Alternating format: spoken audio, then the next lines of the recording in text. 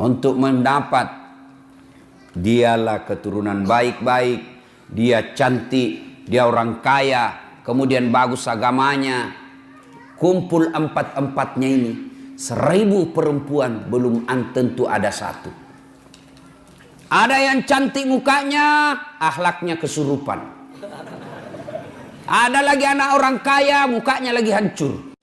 Ada lagi keturunan baik-baik, miskin lagi. Untuk mendapat sempurna 4 sangat sulit. Kalau ada di Bengkalis ini, di komplek Duri ini, kalau ada ibu, tolong tunjukkan saya juga masih mau. Jatah kita kan 4 giga bos.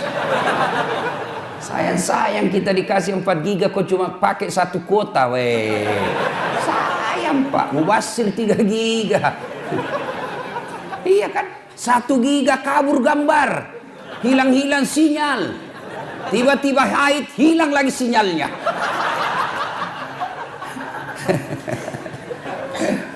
Nah itu dulu ya, agamanya baik-baik, utamakan agama. Adik-adik cewek, kalian kalau sudah ada yang melamar, kau lihat dia rajin berjamaah, tutur katanya sopan, ya sudahlah, meskipun dia kerjanya belum jelas, tapi kalau sholatnya sudah jelas, kau terima itu.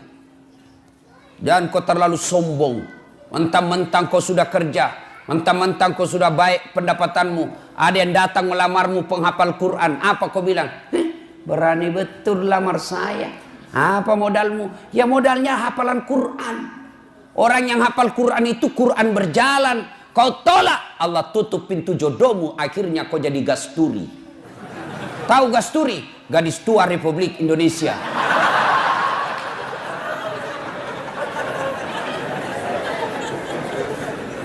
Bapak-bapak, nih bapak-bapak yang punya anak gadis, jika kalian menemukan lelaki yang akhlaknya baik, agamanya baik, kau terlalu takabur dan sombong kalau kau menolak orang-orang yang baik agamanya.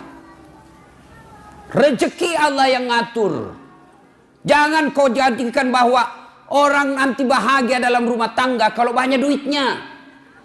Kalau duit yang membuat orang bahagia, semestinya tidak ada orang kaya yang berantakan keluarganya. Kalau gara-gara duit orang bahagia, mestinya tidak ada orang kaya yang bercerai. Tapi buktinya berapa banyak orang kaya akhirnya berujung perceraian. Kenapa? Karena dia tidak temukan kebahagiaan dalam duit.